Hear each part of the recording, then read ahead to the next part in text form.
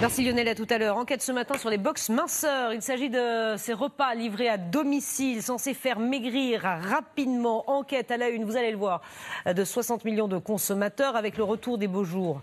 Nous sommes nombreux à penser évidemment aux contraintes du maillot de bain de cet été. D'après une étude, 60% des femmes et 44% des hommes souhaitent perdre du poids. Ça fait du monde. Bonjour Jean-Philippe Zermati, vous êtes nutritionniste et psychothérapeute. Merci d'être avec nous ce matin.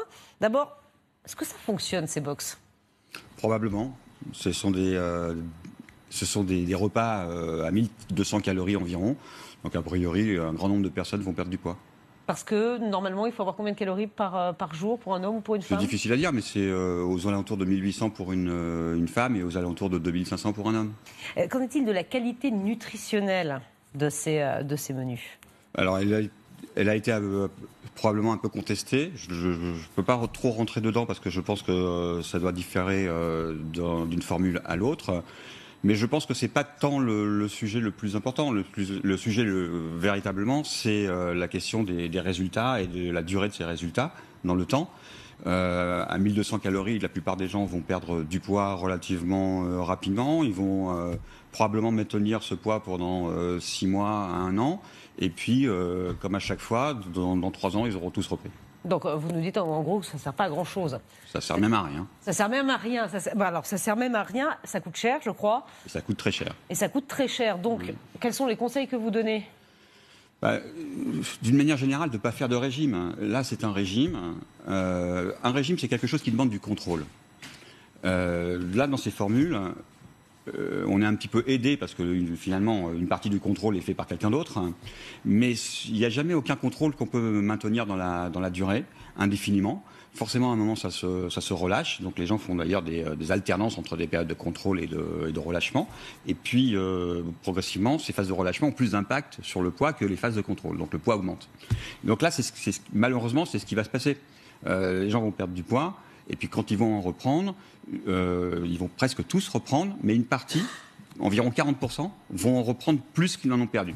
Et ils vont augmenter de nouveau encore leur poids. Quels sont les conseils, peut-être tout simples, que vous pourriez donner aux téléspectateurs qui s'interrogent ce matin pour éviter de prendre du poids, pour peut-être en perdre ?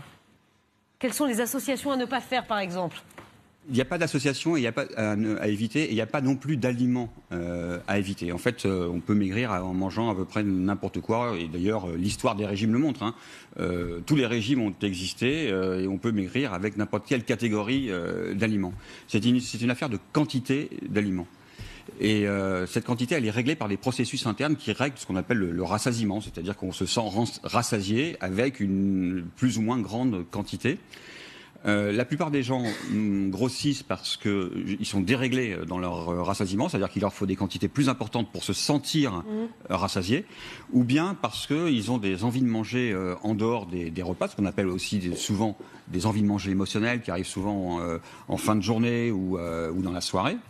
Et c'est probablement sur ces deux aspects-là, le rassasiement et les envies de manger émotionnelles, qu'il faut accentuer son travail, son effort, en mangeant de manière beaucoup plus attentive, beaucoup plus concentrée, et en essayant de mettre de côté les inquiétudes qu'on a par rapport aux aliments. Parce que ces inquiétudes, chaque fois que vous mangez en vous disant oh là là, j'ai mangé un carré de chocolat, c'est pas bien. Ça en fait, il faut déculpabiliser. Il faudrait que je m'arrête à 2, il faudrait que je m'arrête à 1, pas plus de 2, demain j'en mangerai pas, etc. Pas la plaquette. Pendant tout ce débat, vous retardez votre rassasiement.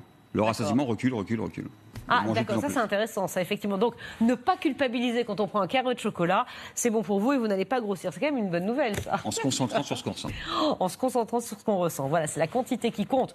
Ce ne sont pas les aliments que nous mangeons, donc c'est très important. Merci beaucoup en tout cas d'être venu ce matin nous expliquer un petit peu, voilà, nous parler des régimes. Effectivement, c'est d'actualité avec le retour des beaux jours. Jean-Philippe Zermati, donc nutritionniste et psychothérapeute. Merci.